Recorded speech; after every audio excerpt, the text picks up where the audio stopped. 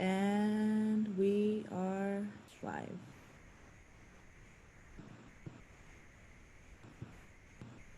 Welcome, welcome everyone.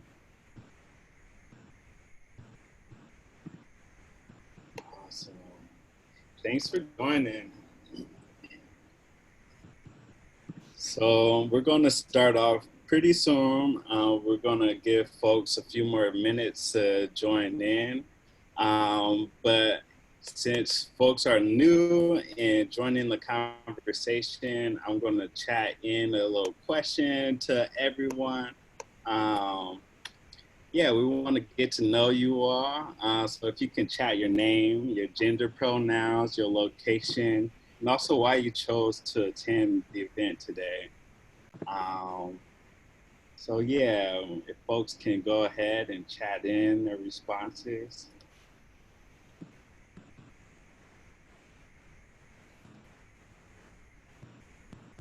While we're doing that, I'm going to go ahead and take some time to introduce this awesome group of speakers for our event today.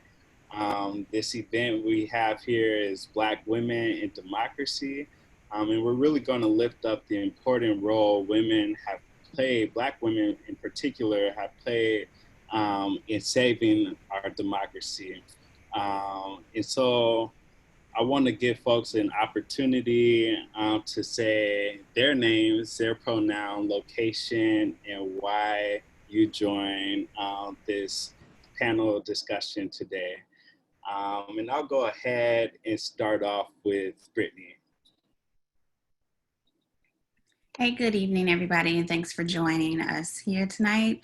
My name is Brittany Farrell. My pronouns are she, her, hers, and I'm based in St. Louis, Missouri.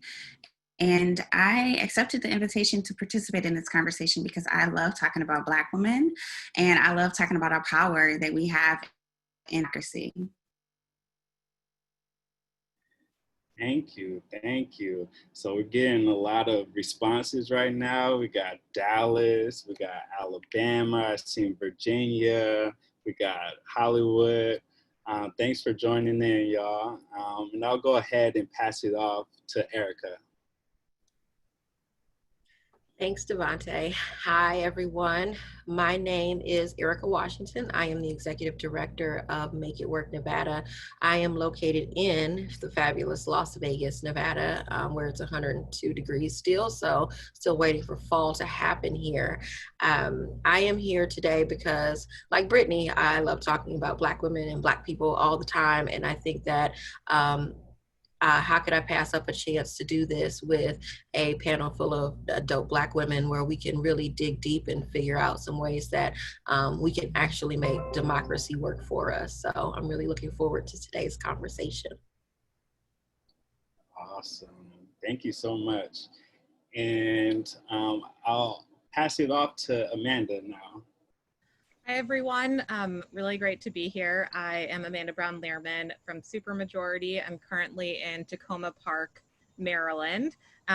She, her are my pronouns. And yeah, it's like, what else do you do on a Wednesday night but come hang out with other Black women and have this conversation? I'm looking for, yeah, a little bit of just retreat community tonight, and obviously diving into a really important but also awesome topic because there's such incredible history of Black women just saving our democracy time and time again. So excited.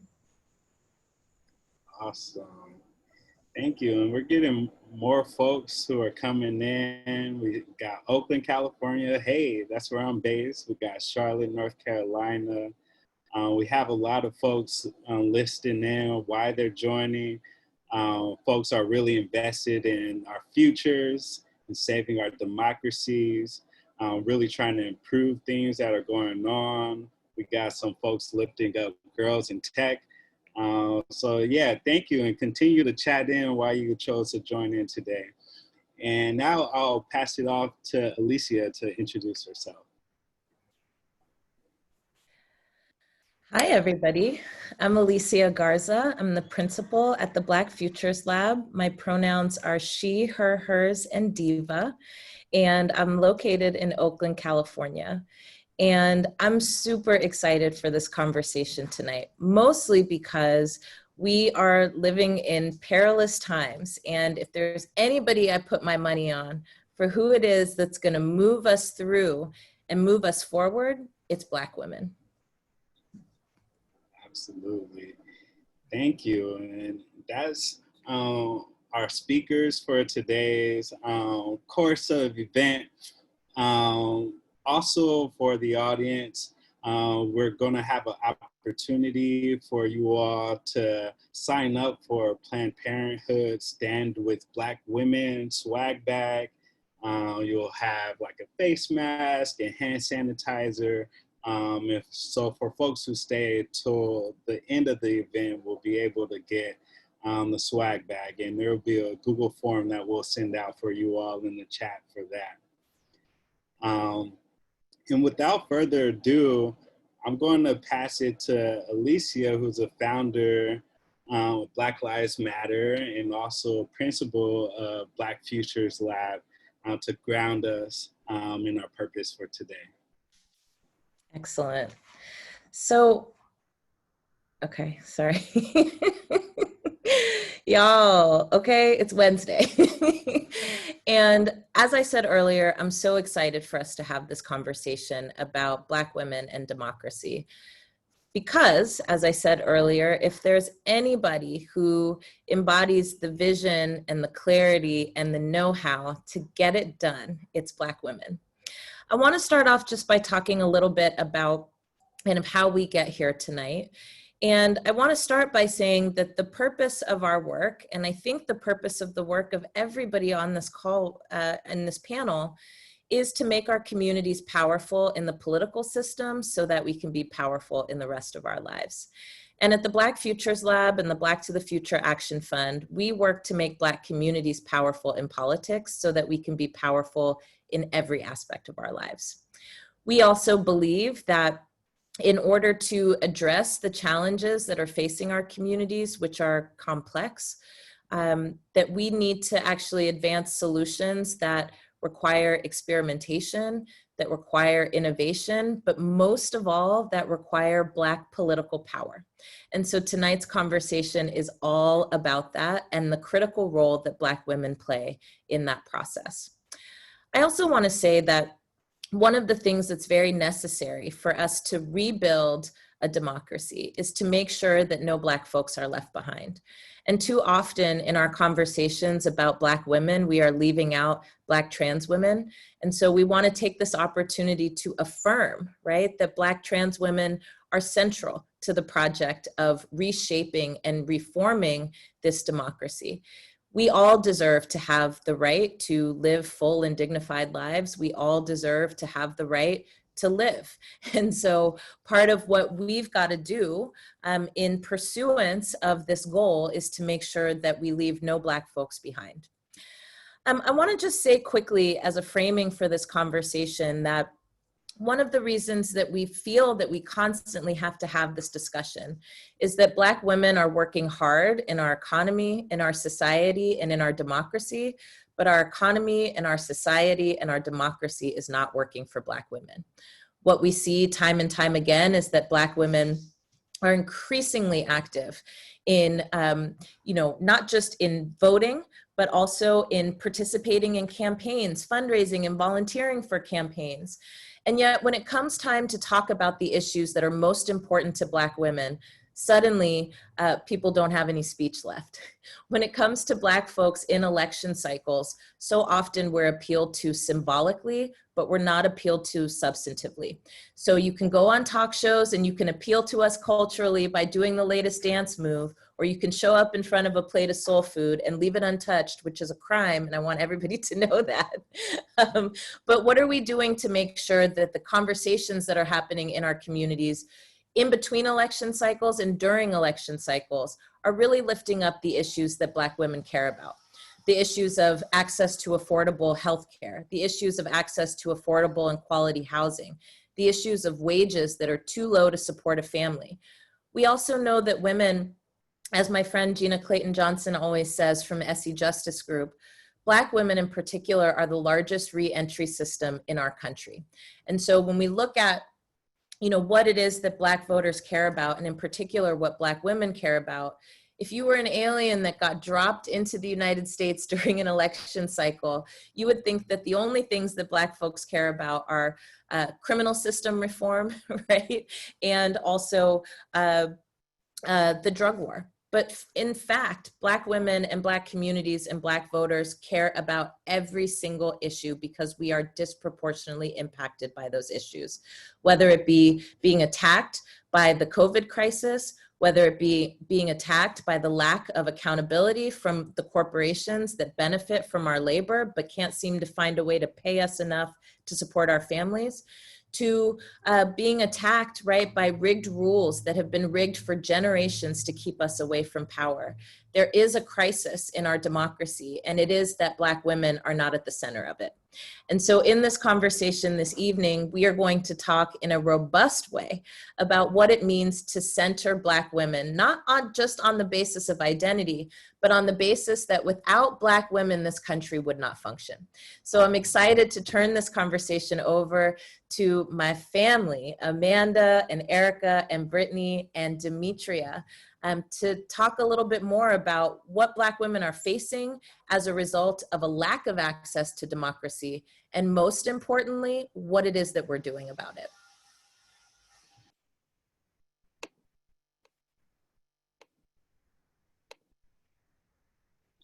Awesome, thank you so much. So now we have Demetria on the call, who's our Operations and Finance Director at Black Futures Lab, who's going to join us as the MC for today. Thank you all. It is so great to be here. And Alicia, I can only just double ditto everything you said just in terms of Black women and our ability to hold things down and move things forward. I'm going to always cheer us on. This is a powerhouse panel. I am completely excited to be a part of it. And I'm going to ask the audience to chat in what role they plan to play during this electoral cycle. We have folks that are reading the comments and bringing your answers and stuff to the forefront. So let's make sure that you guys keep those responses coming in. In the meanwhile, I want to take an opportunity to introduce some of the other panelists on with us today. So we have Amanda Brown Learman. She is the Managing Director of Political and Organizing Supermajority.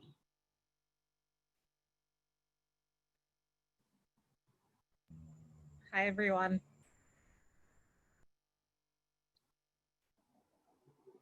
So you want to tell us a little bit about what you do and just the role that you hold in this great work? Absolutely. I started at Supermajority in 2019 when it was just a little bit of an idea that Alicia actually had with some of the other, literally the best of the best organizers that I know in the world, came together literally with just this idea that women, if we were able to unite around the shared values that we have, we can actually change the country and the direction of this country for good, and that there's so much power in the collective of and the beauty and power that there exists across women, across all of the silos that exist for women as well. And so we are building a multiracial, intergenerational community to come together, organize together, vote together, and are spending a lot of time, honestly, more time than I had really thought that for this year, focusing on making sure that women just know how, when, where, why they need to vote, and obviously who they should vote for too. Just knowing all of the different complications that women and their families are facing right now due to COVID, the rampant voter suppression that is happening across the country, and definitely in communities of people where there are people that look like us. People are working around the clock and spending literally gazillions of dollars trying to make it more difficult for people like us to vote.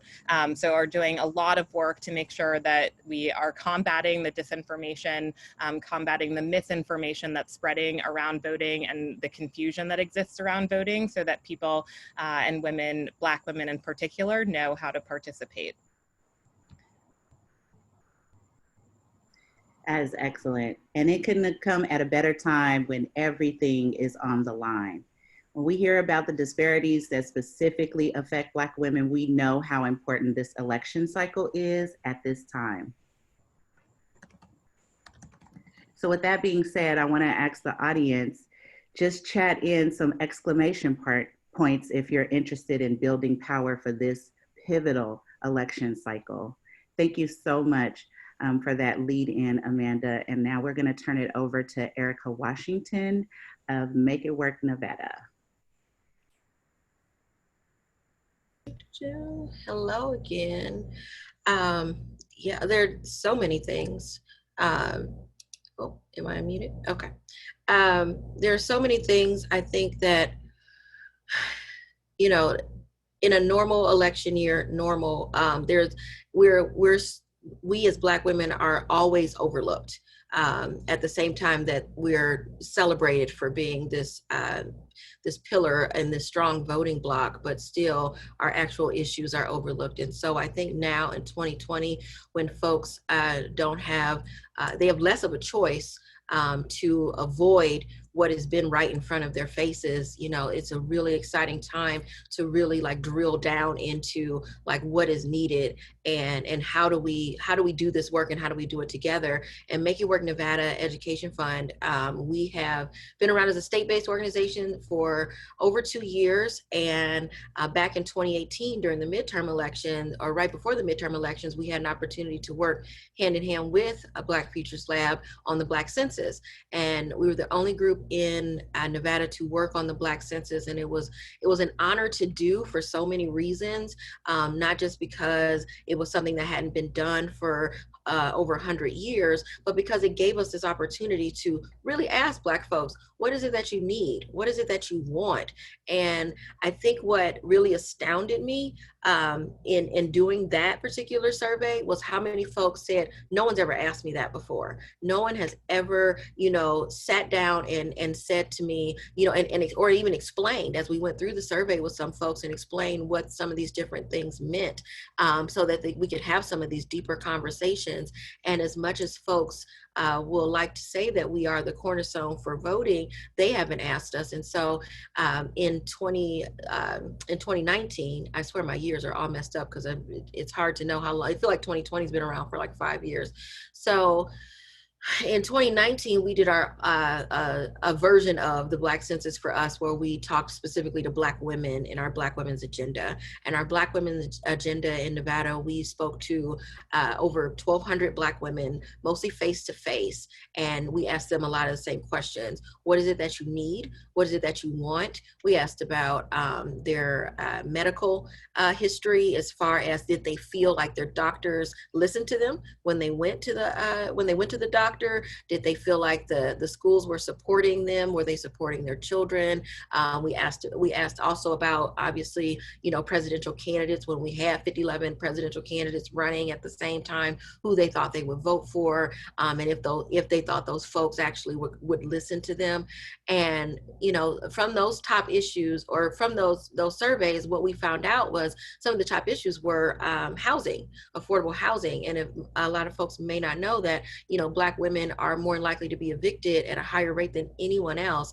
And so there are just so many issues where we are at the center, like we are the most affected. So if they really spent the time and really wanted to fix things, then they'd start with us, the conversations and the solutions, and we'd be able to move forward into all of us being able to live our own version of the American dream. And so I think it's just really an exciting time to be able to really push the message, but also and push the policies that we all need in the long run. Thank you so much, Erica. You're hitting on a solid theme that we continue to see, which is, no one asking us, right, what it is we value and what's important and what are the solutions that we see for ourselves. Speaking of that, we do want to go a little bit deeper in discussing building power among women. So I want to circle back to Amanda from Supermajority and have her come back into the conversation specifically around building power among women. Thank you. Also, Erica, really interesting to hear you talk about research. We also just completed a research project and we're working with pollsters who, you know, do this work every cycle, make so much money every single cycle. And I felt like we had to unlearn with them to actually go through the exercise of producing research that did center women of color and centered Black women. And there were really some interesting conversations along the way of just like changing, you know, the vernacular and different questions and what you're lifting up, how you're actually presenting, you know, like the ABCD answers for people. That really did feel like I was, you know, changing the way that some of these white pollsters operate and felt really good about that. And it's so true. People just oftentimes feel like they're left out of the conversation because no one does actually ask them the questions. And if they do ask them the questions, they don't actually necessarily get to then the part about how do we solve this together. And I think that's a really key, just even when you think about the history of Black women in our democracy and taking their seat at the table. That's so much of it is just making sure that we, as the ones that are so impacted by the policy, need to be the ones also sitting at the table coming up with solutions. And I think people too often overlook women of color, overlook Black women in particular, and just even about the issues that we care about, and then definitely don't invite us to the table when we're talking about solutions, right? And so I think that's a lot of the reason that we have to just freaking organize the hell out of each other and out of our communities to make sure that the voices, the demands that we have, the expectations really that we have for our leaders are that they're actually held accountable to those things. So similarly, we did a bunch of research and again, in just, you know, women of color are feeling the brunt of COVID-19, police brutality right now, the lack of healthcare access and the spiraling economy, and of course are acutely aware of the realities around voting. And so are doing a lot of work right now to make sure that we are sort of pivoting that, changing the language around that, and giving women a space to actually recharge and supercharge, which is the organizing campaign that Supermajority is launching and actually just launched today. So we'll drop that link in the chat. But we're doing this because we know that women want leaders to actually address the problems that we're facing right now and actually present plans around those problems. Like, what are you going to do to end the COVID-19 pandemic? How are you going to combat rampant racism? And even just thinking about the RNC last week and the presentation, all of the language and I mean, just ridiculousness that was on stage around law and order, and the conversation around law and order that was presented. It's just completely missed the mark in the sense that women are looking for people that will actually combat the rampant racism and racial injustice that is happening in our country. They want leaders that are going to protect the Affordable Care Act, raise the minimum wage, provide stimulus payments on a monthly basis for families that need them, help us take care of the people that we love, and just protect this election and our democracy. And so we too have put forth a set of demands and are now launching a large-scale get out the vote effort to hopefully power what will be the largest woman-to-woman voter contact program, because at the end of the day, women know how to organize. They might not always call it organizing, and sometimes we need to demystify or take away, just make organizing a little bit more fun. And so want to give women that space, but we'll be launching a ton of programming to get women plugged into texting efforts, phone banking efforts, to even we're recruiting poll workers because we know how important that is, and helping women write letters to other women in other states with the goal of just sharing your story. And I think that's a real critical part of organizing and how we have seen change happen through the generations and the women that have come before us is just telling their stories, sharing their stories. And there's so much power in that. And I think people sometimes overlook or just think that organizing is a lot harder than it really is. And it really is just telling your story, sharing your story, talking about the things that matter to you, because that's what's going to unite you. That's how you're going to find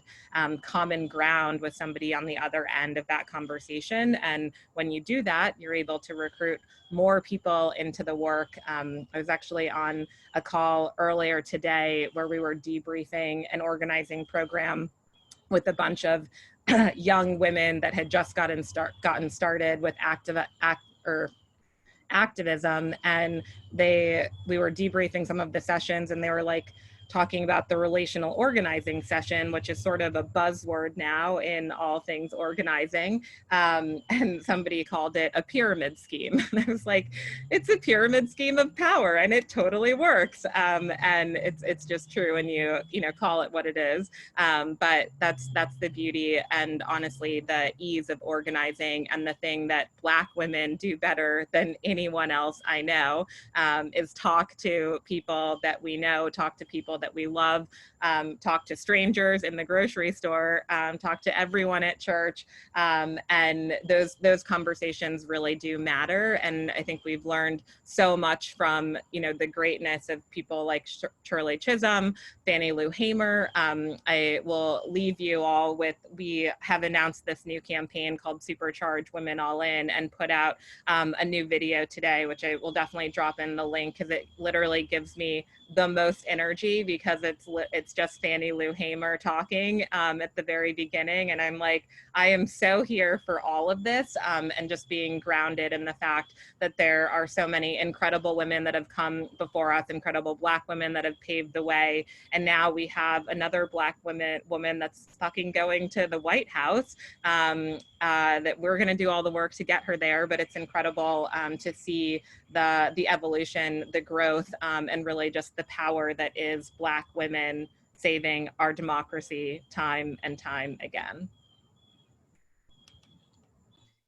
You hit the nail on the head. And a lot of the times it is just about formalizing many of the things that we're already doing that are culturally relevant to us, right? And that maintain our sort of oral history and our connection to each other and our connection to moving things for the collective good. I'm so glad that you brought that point in. It's really critical. There are a lot of responses coming in, and I know that this election cycle, as we talked about, is really important, and there are so many things, so many issues, right, that are sitting in front of us. I want to ask folks in the audience to just check in the chat and let us know what are the issues you're most concerned about during this electoral cycle. They could be ongoing issues like abortion or unemployment or economy. They could also be voter suppression. They could also be some of the other issues that have come up around COVID, right? And homeschooling and our ability to work and care for our families and making those difficult choices, rent and rent strikes and evictions being an issue. I mean, there are numerous things. So please chat in the things that are important to you. And I am going to turn it over and introduce our own Brittany Farrell. She is the organizer and policy associate with Black Futures Lab. She has an incredible body of work. So I'm gonna welcome you to the conversation, Brittany. Thank you, Demetria. So yes, I work as an organizer and a policy associate at the lab. And I'm super excited to talk a little bit about some of the top lines from the Black Census Project. As you all heard Erica mention, we conducted the Black Census Project in 2018, and it's one of the largest surveys since the Reconstruction era. We surveyed over 30,000 Black people from every corner of our country, asking about the things that are important to them, some of the problems that they face, and what are the solutions that folks want to see. And so with this body of the responses that we have, it's really the cornerstone of our work, and it informs what we have more recently developed, which is our Black Agenda. That has, by the way, been endorsed by over 50,000 voters across the country. And we've also published 3 reports you can find on our website, blackfutureslab.org. The report that I'm going to be lifting up tonight is our gender report. It's called Beyond Kings and Queens, Gender and Politics in the 2019 Black Census. And in this report, we take a closer look at where and how gender affects the lives and perspectives of Black folks, particularly the Black census respondents. And I want to start by saying that 58% of the Black census respondents identified as female, and that includes over 8,000 cisgender women and 273 transgender women. And one thing that was unanimous in this report across genders was that Black folks said that low wages are not enough to sustain a family and are a major problem in the Black community. Black cisgender women responded to this at 93%, and 81% of transgender women said the same exact thing. And across genders, there is a favor for raising the minimum wage to $15 an hour. And there's a similarly strong agreement that a lack of affordable health care, a shortage of affordable housing, and unaffordable college costs are very big problems in our community. When we think about the economics of it, right? So income, wages, for Black transgender women, the respondents they report especially low income. So 29% of Black transgender women who responded to our survey say that they made less than $15,000 annually compared to the 16% of Black census respondents overall.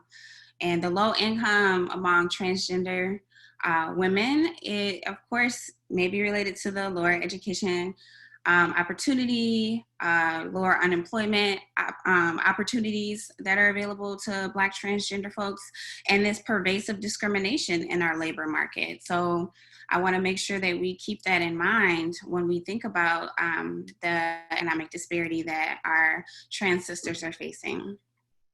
So the responses, they also show overlapping impacts of racial and gender discrimination. Cisgender Black women, 38% of cisgender Black women report that they reduced meals or cut back on food to save money in the last year compared to just 29% of cis men who took the survey. And so they've also said that at a larger percentage that they have had to put off seeing a doctor and tending to their health. And so much of this financial disadvantage, it stems from the reality that Black women are systematically disadvantaged by our labor market. And while we participate in the labor force at higher rates, again, there is this pervasive discrimination that pushes many Black women into low-paying jobs with limited benefits and opportunities for advancement. So I want to lift up some of the responses from the report around violence against women as a major problem. So in our report, 79% of cisgender women and 81% of transgender women, transgender folks who took the survey, said that violence against women is a major problem. So they also reported that policies that ensure access to a safe and affordable abortion is a priority. So when it comes to these two issues that impact women in particular, our cisgender male respondents were least likely to recognize the severity of these gendered issues. And we really need to pay attention to that, because what that could mean is that they are less likely to support a solution that promotes the safety and security of all Black women.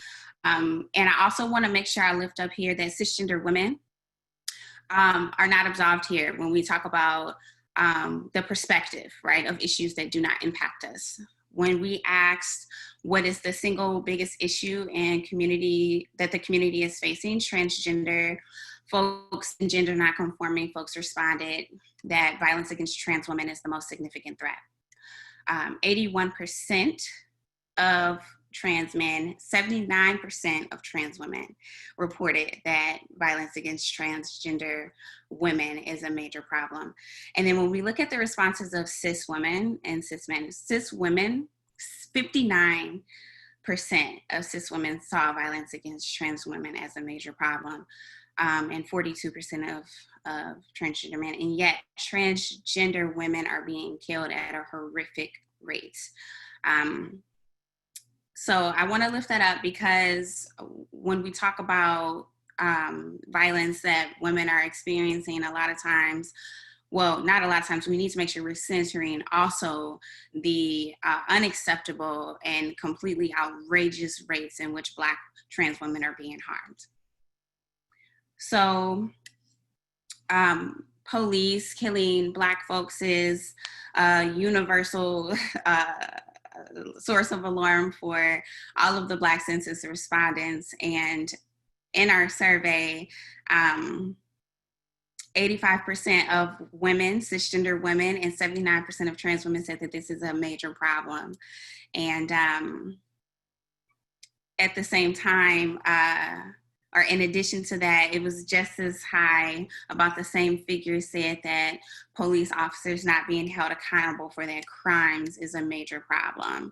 So last thing I want to touch on before I wrap up is, it is widely recognized that Black women, we're the backbone of our political and electoral organizing in our communities. And the findings in the Black Census Report supports this to be true as well. So among the Black Census respondents, cisgender women were the most likely to report voting in the 2016 election. That was like 81% response rate from Black cisgender women. And Black cisgender women describe the highest rates of voter registration and report always voting in a variety of elections, from congressional midterms to local races and ballot referendums, more than any other demographic. And I also want to make sure I let you all know that although transgender women they responded least likely to vote, and there are reasons for that. They are more engaged than cisgender Black women in key ways outside of electoral politics. For example, 49% of Black transgender women and folks responded that they've attended a protest or a demonstration, and that they have participated or volunteered in a social justice organization. So 44% of respondents said that they are a part of a social justice organization. So trans women and trans folks who took this survey are engaged politically, even though they have reported less figures in going to the ballot box, which is really important because you cannot separate the protest from the policy and the voting and all of that. So I want to make sure I lift that up. And yeah, so if you want to read this report, it is online on our website at, again, blackfutureslab.org. And you can read all of our reports there on our website. Also, I want to make sure that I direct you all to our Action Center, where you can get registered to vote. You can pledge to the Black Agenda. Our folks are going to drop a link in the chat box for you to check that out, and make sure that you share it with your friends and your family so that folks can get the things that they need before E-Day.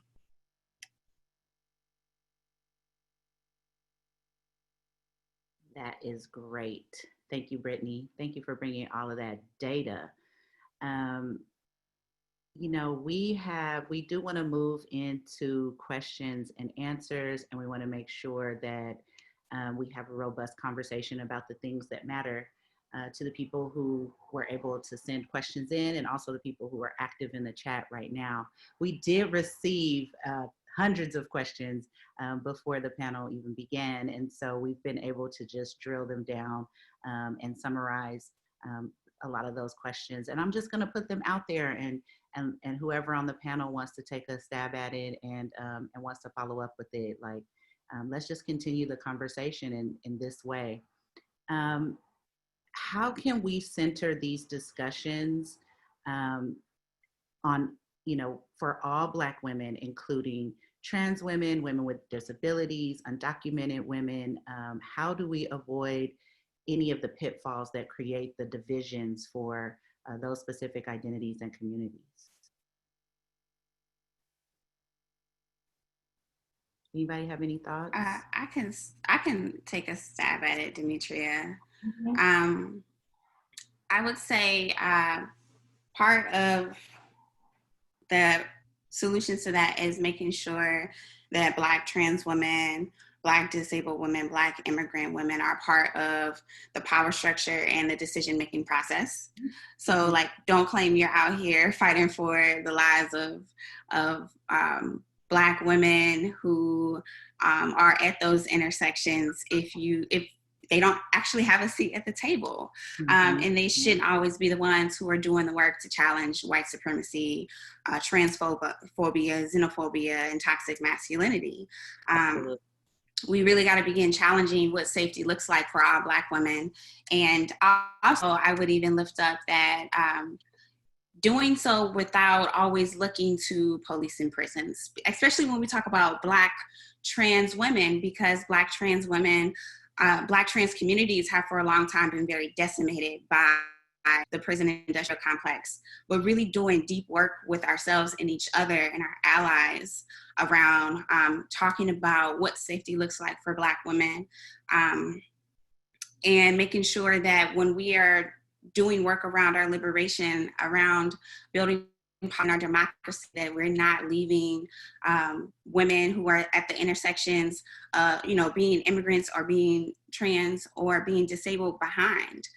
I would say that we just make sure that women are this central, those women who are impacted are the central part of the work, not just in theory, but who are actually in the room, at the table. They are some of the first people you call when you are getting ready to get into the work. And the last point about Black immigrants is that I really, I felt myself saying this a lot when talking about Black immigrants, is like recognizing that they are Black immigrants. So, there are only 7% of non-citizen Black folks in the USA, but they're like 20% of those facing deportation. So making sure that when we're having this conversation around immigration reform or abolishing ICE or how ICE is impacting communities, we really remember that Black folks are a huge part of that community as well. That's very helpful. Absolutely. You're right, though. A lot of the times it feels like there's a hiccup between it being in theory and it being in real action, right? To create the space for folks to step into their voices in that space, and that all of the solutions and the resources are inclusive. Did anybody else want to follow up on that? Yeah, I was just going to say, I think it's also important to make sure that when you are inviting new voices, different voices to the table, that you're also setting them up to be successful. And just even thinking about how when Black women, get to the table, generally you're carrying so much with you, and there's a weight that comes with that. And so just thinking about how when you do have that full representation at the table, that you are mindful also of how tokenism can also even play out in that setting as well, and making sure that people are fully set up to be heard, that their voices are, that they're amplified in a way, that they have the support that they need to engage in conversation in real way. Sorry, I just got found by the 3-year-old. Gonna go on mute now. That's okay, because that's Black women. We doing it all. We facilitate conversations and raising our babies at the same time. It's very true. We actually, that's been a conversation that we've been hearing too. The last panel that Alicia did with the lab, and talking about how we can't confuse representation with real power, right? And just because somebody is there, it doesn't mean that they have been set up to successfully be powerful in that role or in the role that they hold for the communities that they represent. I think that that's an excellent point. Was there something that you wanted to say, Erica? I wanted to be sure not to move too fast here. Yeah, I was just going to add one small item. When we think about being more inclusive, we also need to think about it on a smaller level as in our own communities, in our own families. Like, are we taking the time to go to maybe some of the African immigration community centers if they're in your area? How are you learning more about what it is to be a Black immigrant, so we can center some of these conversations, or a lot of these conversations? I think that we sometimes can get stuck in our own idea of what Black is, and we're not homogenous, and we never want anybody else to put us all in the same box, but sometimes we put ourselves in these boxes. So how can we grow as individuals, and how can we grow as our family, and then as organizations? And so there are a lot of folks that, you know, we haven't been able to bring into the fold yet. It's not because we don't want to, or we're not intentional. It's that sometimes we don't know how, or it may have went completely over our heads, and I don't want that to be something that hinders us. I want us to learn and grow. So, you know, help us, you know, be better. Help us be a better Black organization that actually is more inclusive, and making sure that we are thinking about the plight of Black immigrants and what that actually means for them, so that we can fight harder for our entire community. That's so excellent. It's really imperative that we do our own work so that we could show up even for the issues that don't directly affect us, right?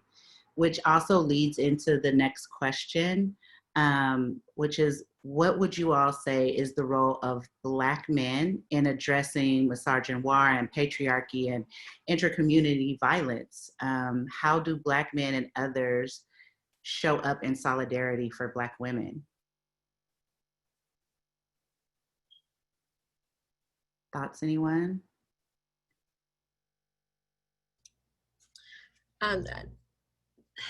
It's such a big question. And, you know, I think that, gosh, I had a conversation once with a Black man here who, you know, backing up, Make It Work Nevada works on economic, racial, reproductive justice issues, affordable child care, equal pay, paid family leave, maternal mortality, things like that. And so and equal pay, and as we were talking about these things, he's like, you know, that's fine, but we need to think about this, and we need to think about Black men and how Black men are doing X, Y, and Z. And I said, well, we need to be able to do both. We have to be able to walk and chew gum at the same time. And so I think that we also have to acknowledge that there is, you know, there can be rifts within the Black community in a lot of different areas, and that, you know, sometimes it feels as though Black women, we have been so much a part of these movements over the years, from you know, whether it was the suffrage movement and, you know, having white women sort of push us aside, to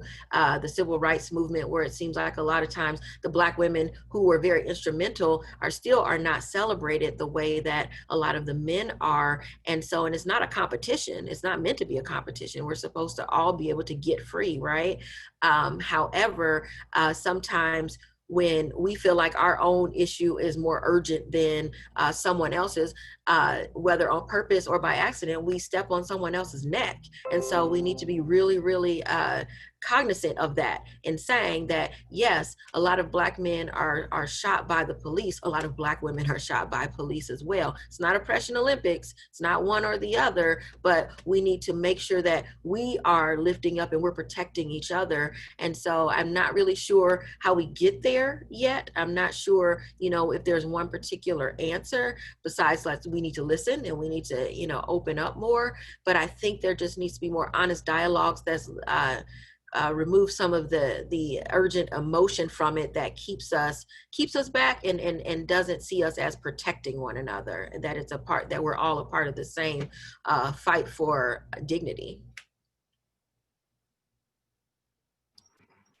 Absolutely. Thank you. That was a very big question, and it's going to take a lot to unpack that. I did want to talk a little bit about voting as a strategy for a moment, and wanted to dive in and find out from you all just sort of how do you use voting as a strategy for our communities, specifically around building power and creating real change? I'd be really interested to hear from a few of you on that.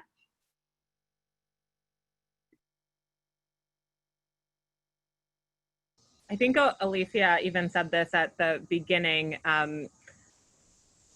Just we talk a lot about, and I think, you know, when you're ever explaining organizing, you're always explaining it with this idea of we need to build power, and what we really need to build is, like, be specific. We need to build political power, and the pathway, the mechanism for doing so is voting.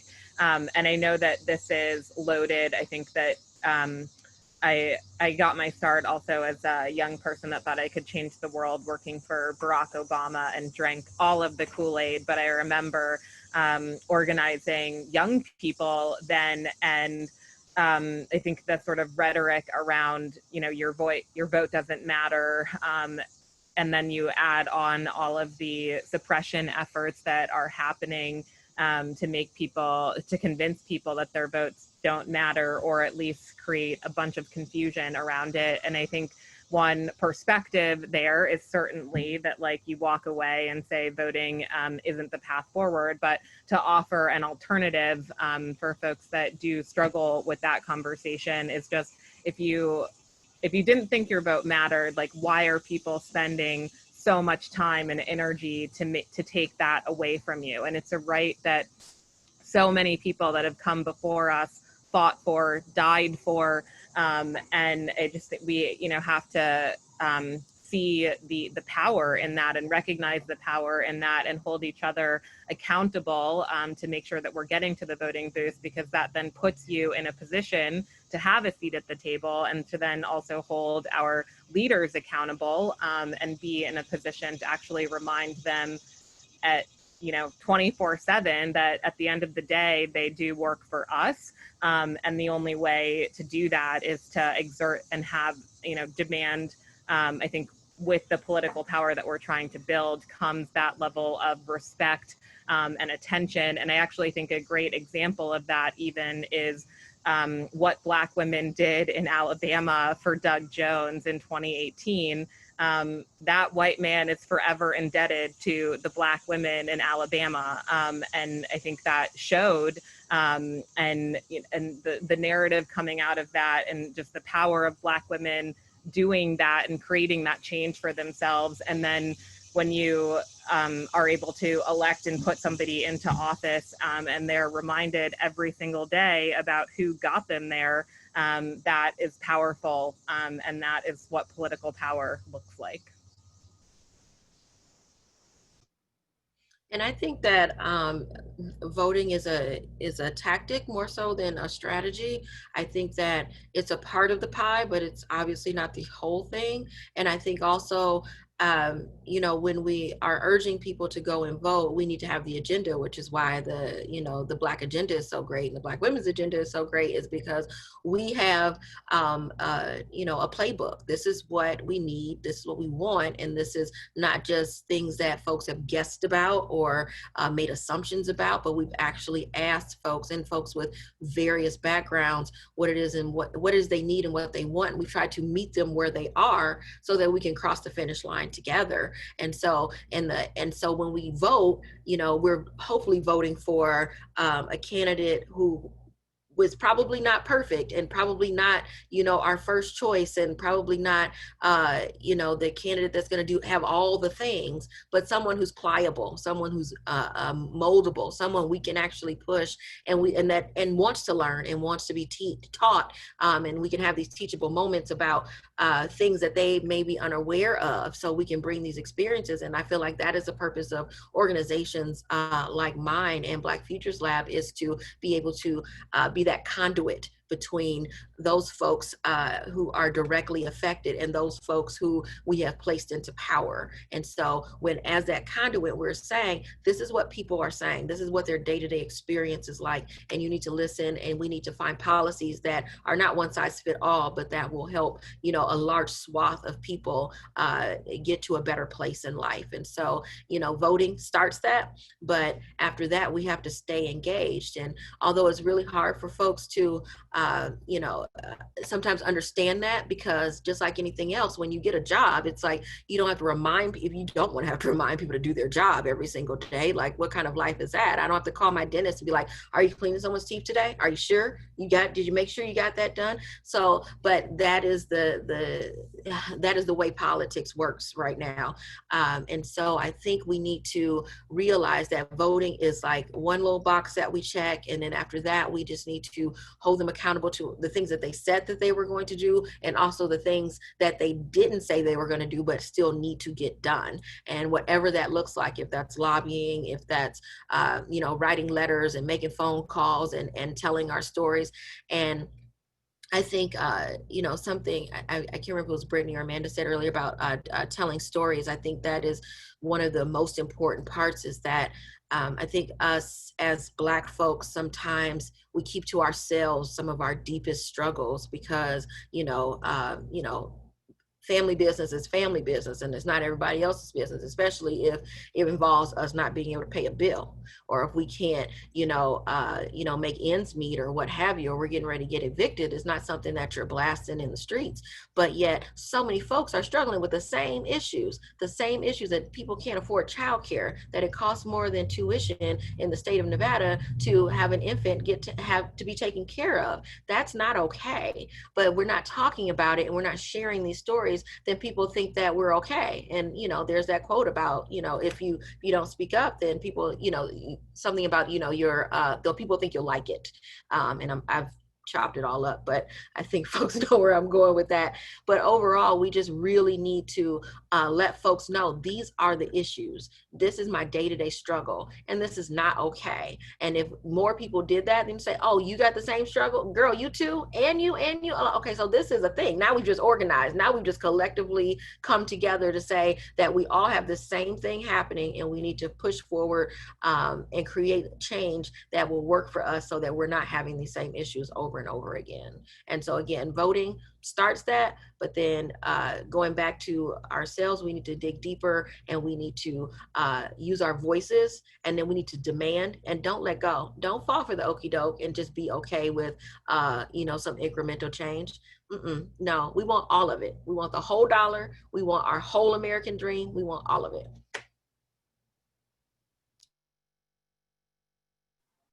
Absolutely all of it. I'm so glad that you differentiated how voting isn't the strategy, right? But it's a tactic. And organizing is pulling together many tactics and multiple strategies, right, towards moving some collective goal. With that being said, there are a lot of people that feel some cynicism around their vote counting.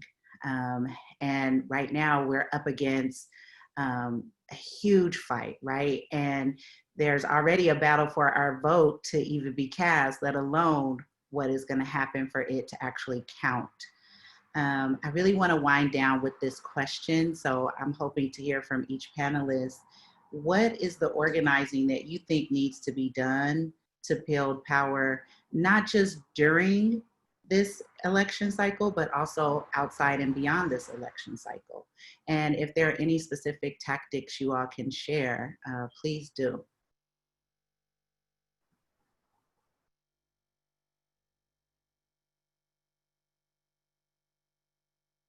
They all got big questions. I'm trying to summarize them. I'm trying to give them to y'all. And how can I take the 5 questions into one? But really, as we prepare to get ready to drill down this conversation, it would be great to hear about what are some of the strategies and tactics that folks could, lean into to get involved. And even beyond the electoral cycle, what can people do actively? I think the top thing I can think of is One is, like I said, the storytelling, telling our stories, and sharing those. I think the other thing is the idea of finding a home organization. There's almost, somewhere in every state that, in every city where, and it doesn't actually have to be in your state or city. If you find a place that you love, like think of it as like a home church. Where do you go to get filled up? Where do you go that makes you feel safe? And where can you learn from? So, I invite everybody to come to Make It Work Nevada and get filled up, and also, lean in and tell us what you need, and help us be great. Because I think that if folks, because sometimes folks just don't know where to go or what to do, and it all feels very overwhelming. And even me doing this work, I feel overwhelmed. So it doesn't say it's not a deficit if you don't know where to start, or if you don't, or if you feel like I don't know what this means, or this terminology. We throw a lot of acronyms and different things, and don't be frightened off by any of that. Ask the questions, and get involved as much as you can, a few hours a week, or whatever it is that you want to be able to do and be able to give to it, do that, and hopefully we can pour into you the same way, so that we can collectively work together. So I think that would be my number one thing, is just like find somewhere that you feel appreciated and you feel loved, because then you'll stick around longer, and that'll create this synergy that lasts for a long time. Because this is a marathon and not a sprint. Nothing's going to change no matter what the outcome of November. We're still going to have a lot of work to do. It doesn't matter who's in office. In the long run, we're still going to have so much work to do. And that's I'm not even just talking presidential. I'm talking Senate, I'm talking Congress, I'm talking about your local, city council races, what have you. Nothing happens overnight. And I think that we really just need to understand that this work is hard. And and because it affects our day-to-day lives, it's something I always tell folks, is that, trying to change the world will break your heart. It literally will. It's so heartbreaking to see all of this, because you can't turn it off. And so you need a place where you can cry, and you can shout, and you can then turn around and strategize and come up with ways in which we're going to, get free together. But you got to find a place where you feel loved. Yeah, thanks for saying that, Erica. You took the words right out of my mouth. I was going to tell folks, find a political home and plug in whatever time you have available. Super necessary now and moving forward. And I would also say coalition work. So building work with organizations who are doing work with different groups within our community, because we need all of us if we gonna win. And there are folks, you don't have to do everything. So building that work across organizations, making sure that we're building the relationships necessary so that we can all move the same agenda forward.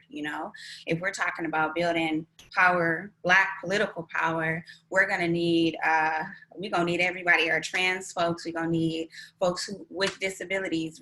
We're going to need folks who are immigrants and migrant people. We're going to need folks who are incarcerated and firmly incarcerated. We're going to need everybody. And so I want to lift that up, and I'll stop there.